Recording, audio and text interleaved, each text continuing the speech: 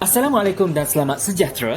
Kumpulan saya akan melaksanakan pengajaran prosa tradisional tingkatan 3 bertajuk Bahagia Sesudah Derita dengan teknik drama teater bercerita. Ahli kumpulan kami terdiri daripada saya sendiri, Abdul Rahman bin Ishaq, Farah Aini binti Mak Yusof, Nur Fariha Adiani binti Rusidi dan Filza binti Muhammad Syarudin. Baiklah, ini adalah rancangan pengajaran harian atau RPH daripada kumpulan kami. Tarikhnya 20 hari bulan 1 tahun 2022 bersamaan dengan hari Khamis. Masa 9 hingga 10 pagi. Kehadiran 20/20 tingkatan 3 Cakrawala. Mata pelajarannya sudah semestinya bahasa Melayu. Tajuk pengajaran: Prosa tradisional bahagia sesudah derita. Objektif pembelajaran: pada akhir PDPC murid dapat: pertama, menghuraikan sinopsis dalam prosa tradisional secara ringkas. Kedua, menganalisis watak dan perwatakan prosa tradisional melalui lembaran. Dan yang ketiga, melakonkan pecahan plot skrip drama dengan teknik dan gaya yang menarik. Standard kandungan: bidang estetik fokus utama. 4.4 mempersembahkan pelbagai prosa dan puisi secara kreatif. Standard pembelajaran: fokus sampingan 4.4.3 mempersembahkan karya prosa dan puisi secara kreatif dalam pelbagai aktiviti berbahasa. Perkembangan pembelajaran untuk aktiviti. Pertama, induksi set. Murid mencari perkataan tersembunyi berkaitan definisi prosa tradisional. Kemudian, guru menjelaskan definisi prosa tradisional sebenar kepada murid. Kedua, langkah pengajaran. Guru meminta pandangan murid dan menceritakan sinopsis ringkas tentang prosa tradisional bahagia sesudah derita. Murid akan dipecahkan kepada 5 kumpulan untuk menyiapkan lembaran mengenai perwatakan dan guru membuat semakan. Seterusnya, guru menjelaskan teknik teater bercerita dan menunjukkan contoh yang mudah. Setiap kumpulan akan melakukan lakonan dengan teknik teater bercerita di hadapan kelas untuk memahami plot. Kumpulan terbaik membuat persembahan akan diberikan ganjaran misteri. Dan yang terakhir ialah penutupan. Murid diberikan penegasan tentang isi pelajaran dan kesimpulan pembelajaran oleh guru.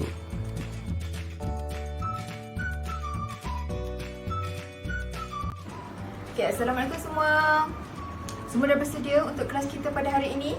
Okay, kalau semua dah bersedia, cikgu nak minta kamu semua duduk tenang-tenang dan berikan tumpuan untuk pengajaran kita pada hari ini. Sebab apa? Sebab topik yang cikgu akan ajarkan ini akan masuk dalam peperiksaan kita nanti. Okey, baiklah. Kalau semua dah bersedia, cikgu nak mulakan pengajaran kita pada hari dengan topik prosa tradisional. Okey, apa itu prosa tradisional? Okey, prosa tradisional ini merujuk kepada hasil kesusastraan yang ditulis dalam gaya-gaya ayat biasa dengan menggunakan tata bahasa yang mudah pada zaman dahulu. Okey, susunan ayatnya pula disusun dalam bentuk karangan. Contoh karangan prosa tradisional ini ialah seperti mitos, legenda dan juga cerita rakyat. Okey, semua dah faham apa itu maksud prosa tradisional? Okey, kalau semua dah faham, cikgu nak main satu permainan, iaitu permainan teka silang kata. Okey, dalam permainan teka silang kata ini, kamu perlu mencari perkataan yang mempunyai kaitan dengan makna prosa tradisional. Okey, cikgu akan agihkan lembaran permainan teka silang kata ini kepada semua. Okey, cikgu beri masa selama 5 minit untuk kamu selesaikan. Pelajar diminta untuk menyiapkan lembaran setelah guru selesai menerangkan berkaitan definisi prosa. Pelajar perlu mencari perkataan tersembunyi berkaitan dengan definisi prosa.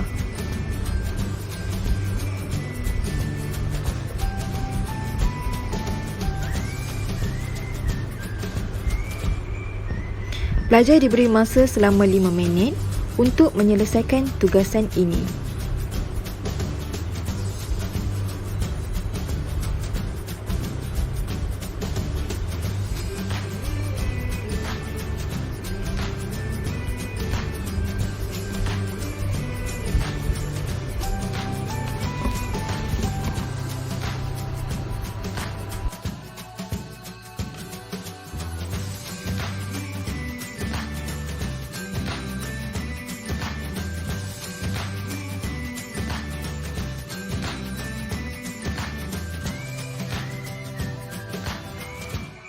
Okey, adik dah ngantuk ke? Ada. Okay, kalau boleh kita di awal kelas pagi ni jangan ngantuk ya. Kita kena semangat, barulah kita faham apa yang kita akan belajar.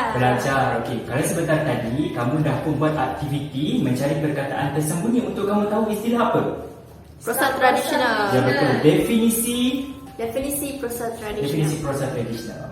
Jadi sekarang kita akan masuk dengan lebih mendalam untuk kamu semua mengetahui tentang prosa tradisional apa yang kamu akan belajar di tingkatan 3 ini, iaitu bertajuk Bahagia Sesudah Derita. Okey. Kalau kita tengok tajuk dia pun, kita dapat teka jalan cerita dia akan bermula daripada fasa penderitaan menuju kepada fasa Kebahagiaan. ya betul. Okey. Cikgu yakin kamu semua mesti dah baca kan cerita ni kan, sebab semalam kelas tata bahasa semalam cikgu suruh baca kan proses tradisional ni. Jadi kamu dah baca ke belum ni, cikgu nak tanya? Dah. Oh dah baca dah? Okay, Dah. kalau betul dah baca, cikgu nak ujilah beberapa orang daripada kamu supaya kamu cerita apa yang kamu faham tentang proses tradisional ni. Okay, mungkin cikgu nak petik nama Farain. Boleh kamu ceritakan apa yang kamu faham tentang proses tradisional Bahagia Sesudah Derita ni? Prosa tradisional Bahagia Sesudah Derita ni menerangkan tentang si miskin dan isterinya yang turun ke bumi dalam keadaan serba kekurangan. Lalu mereka pergilah ke istana untuk meminta makanan dan mereka dihalau.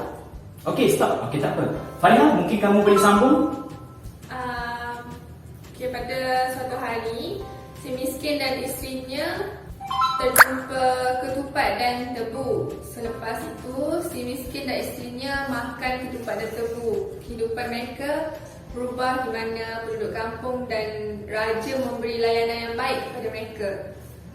Akhir cerita ini, si miskin dan isterinya menjadi pemerintah di sebuah negeri dan hidup dengan aman.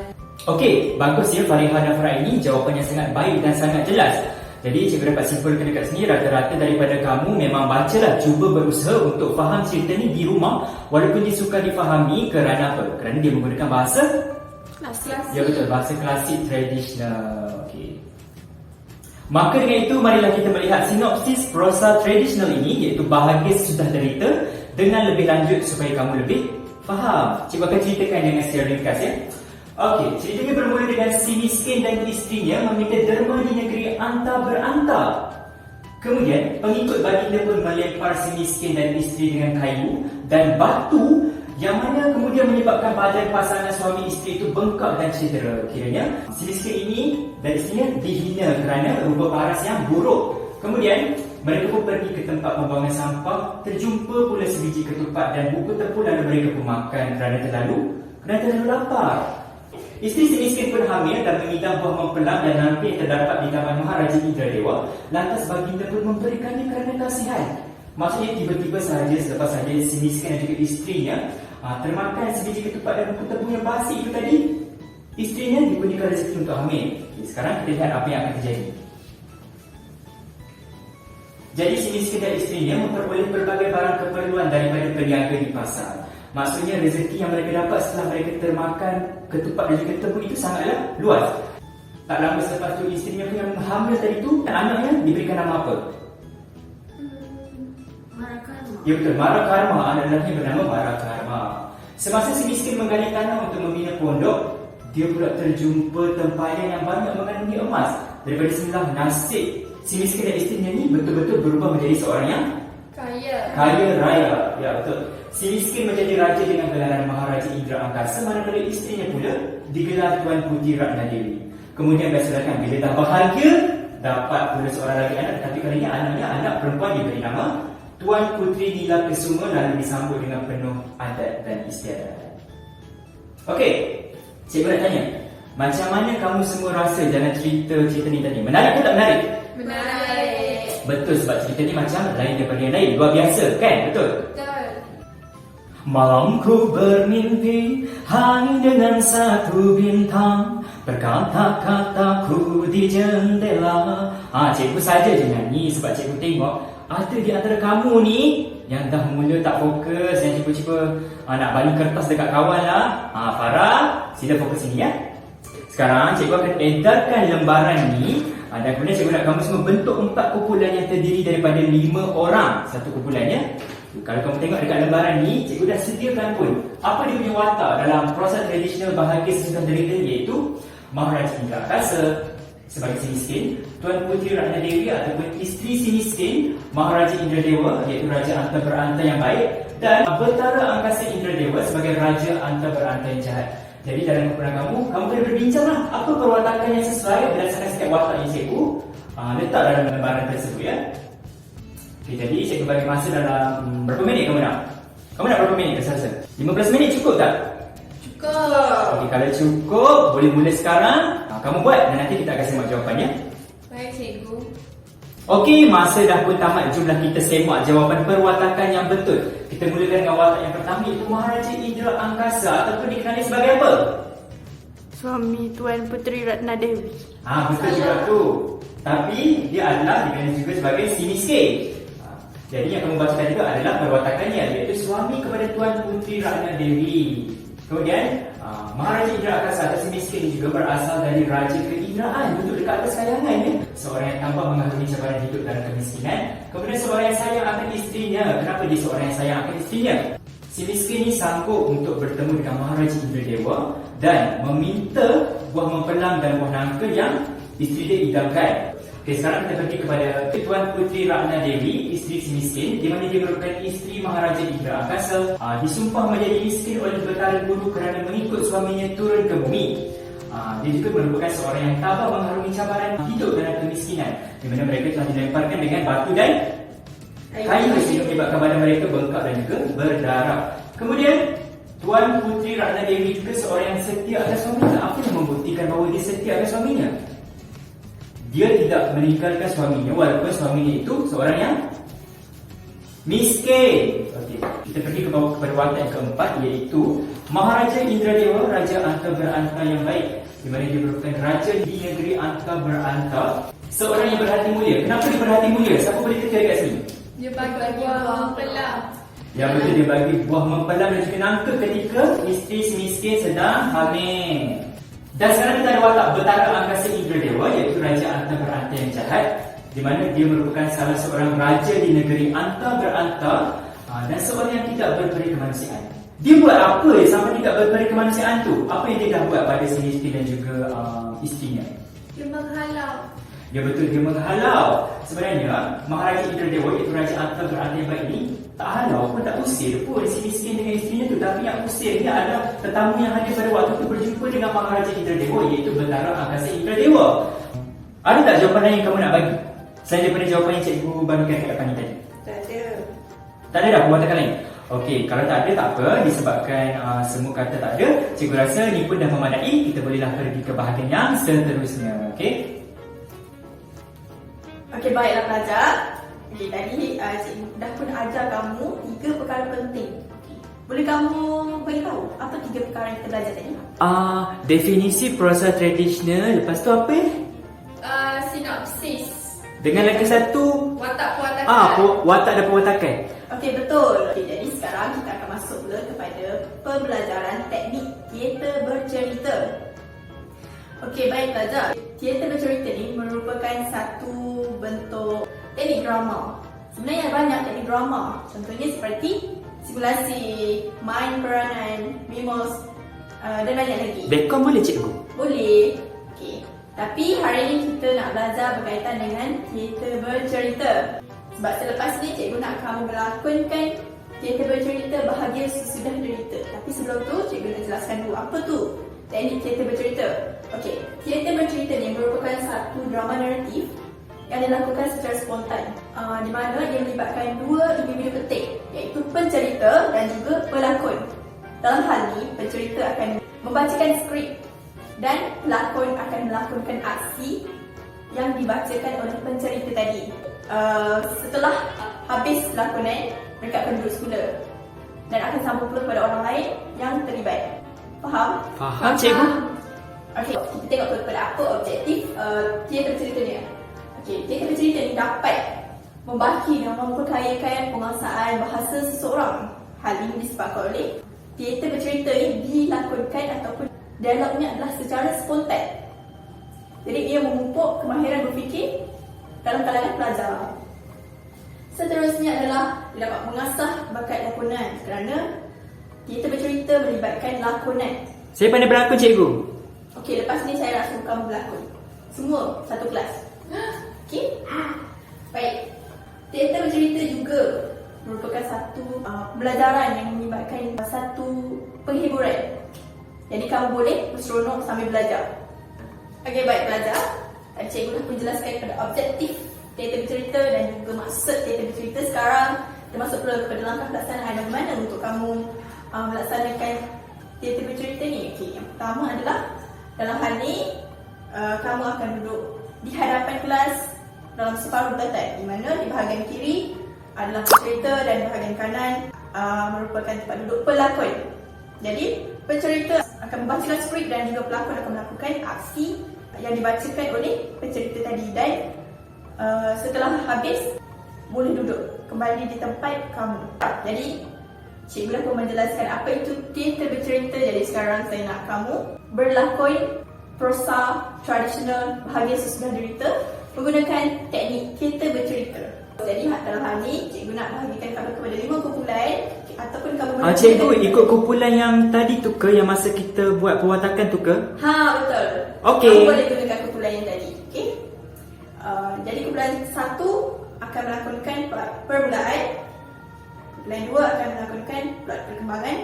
Kumpulan 3 akan melakonkan plot Climax. Dan 4 Peleraian. betul. Okey.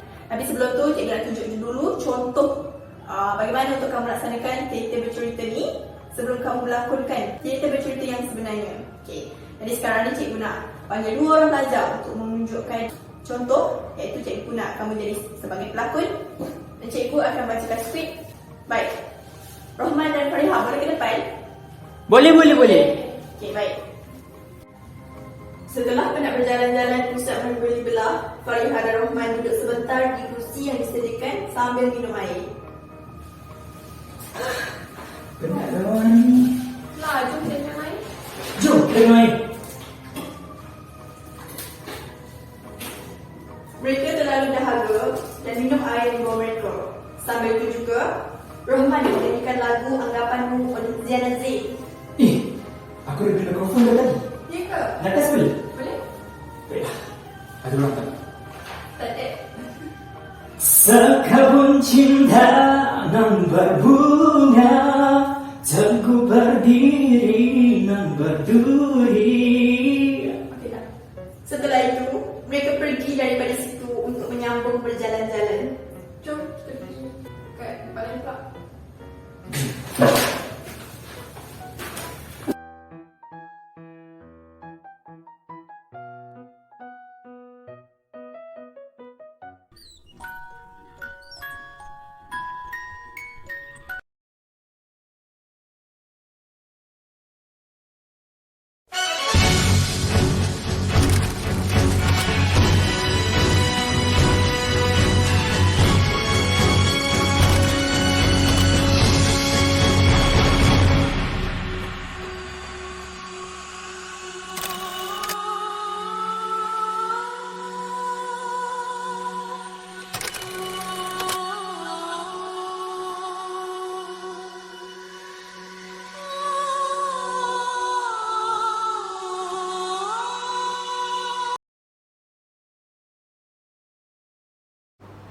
Si miskin suami isteri telah pergi sebuah kampung untuk mencari rezeki, tetapi sebaik saja dilihat oleh empunya kampung itu, mereka terus diusir. Mereka dilemparkan dengan batu dan kayu. Si miskin melarikan diri. Tubuh mereka bengkak-bengkak dan berdarah.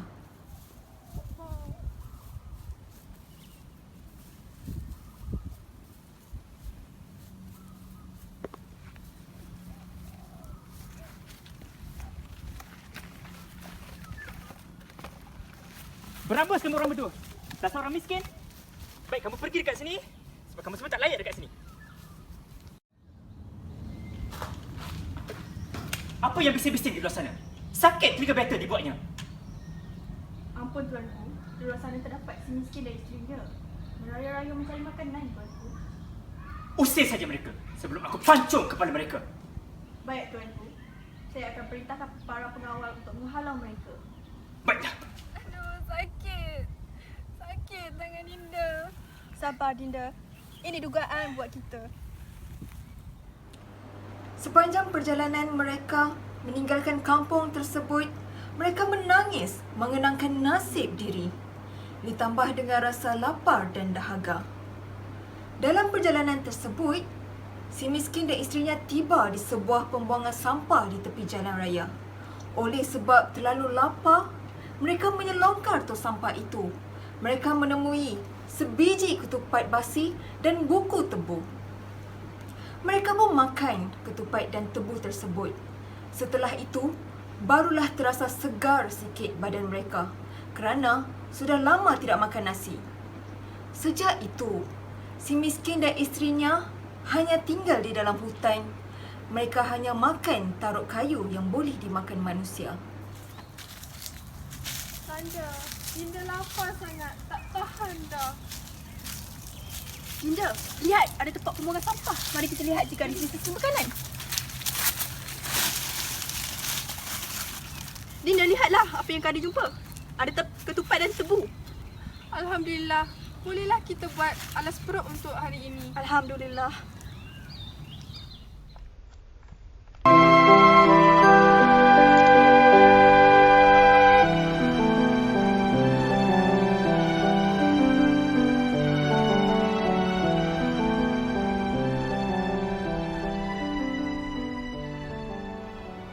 Adapun ketupat dan buku tebu yang dimakan si miskin suami isteri itu asalnya ialah anak Betara Karma Jaya, dua bersaudara.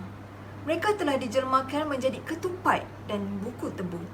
Mereka memohon kepada ayahanda baginda untuk turun ke dunia. Selepas itu, baginda menjelmakan anak lelaki menjadi ketupat dan anak perempuannya pula menjadi buku tebu. Setelah itu, baginda pun menjatuhkan mereka dari kayangan ke dunia. Kebetulan mereka jatuh ke dalam tempat pembuangan sampah yang kemudiannya dimakan oleh si miskin dan isterinya. Baiklah, ayahanda izinkan kamu berdua untuk turun ke dunia dengan syarat jangan sesekali berpisah, ya. Aku sumpah kamu berdua jadi ketupat dan tebu.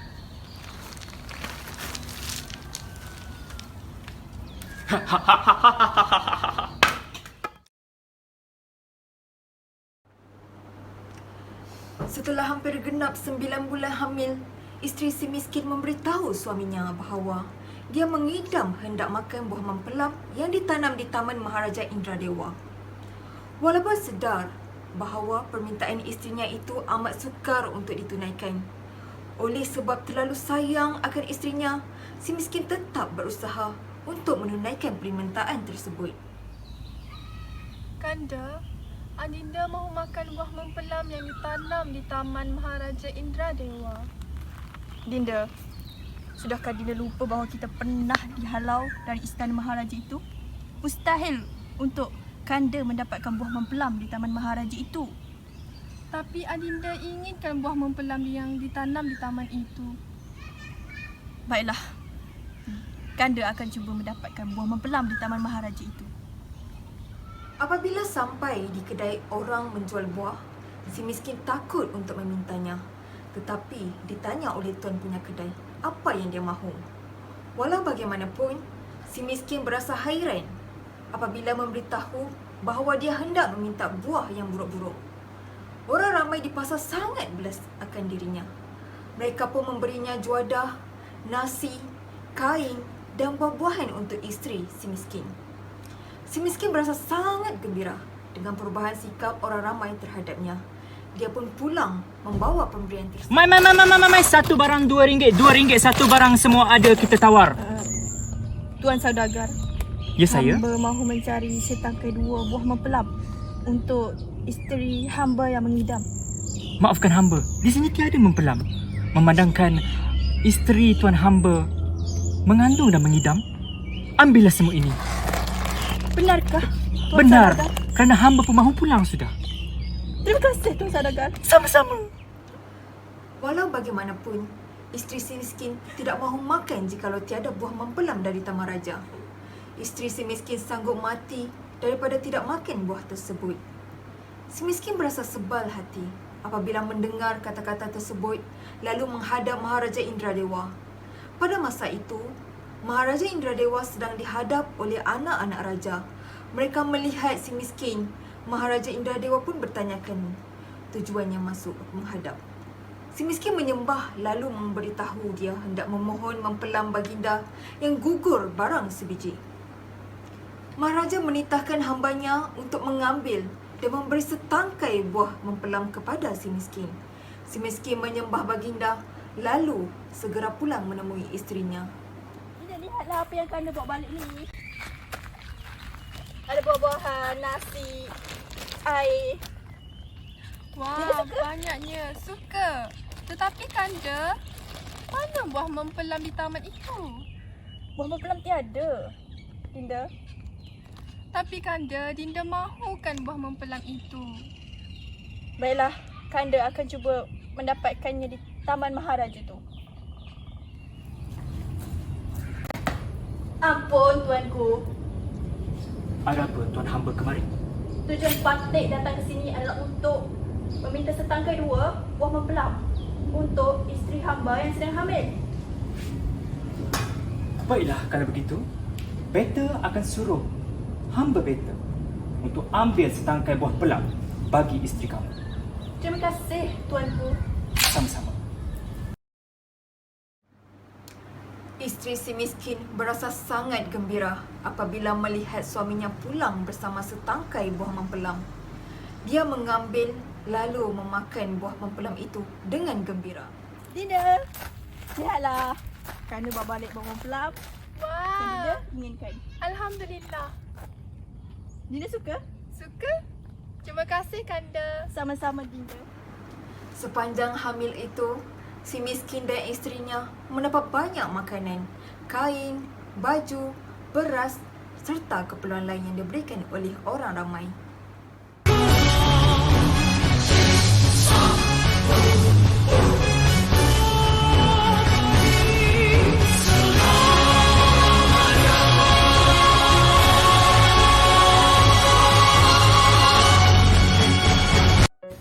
Okey, baiklah. Tadi cikgu sudah pun melihat kamu semua berlakon dan sangat mantap. Jadi sekarang ni cikgu harap kamu sudah pun faham setiap plot berdasarkan lakonan kawan-kawan kamu. Okey, baik. Jadi sekarang cikgu nak edarkan kepada kamu nota binaan plot bahagian sudah derita. Okey, terdiri daripada permulaan, perkembangan, klimaks dan juga pelarian. Jadi cikgu nak kamu baca dan tampal dalam buku kamu. Okey, cikgu edarkan. Terima kasih cikgu. Terima kasih.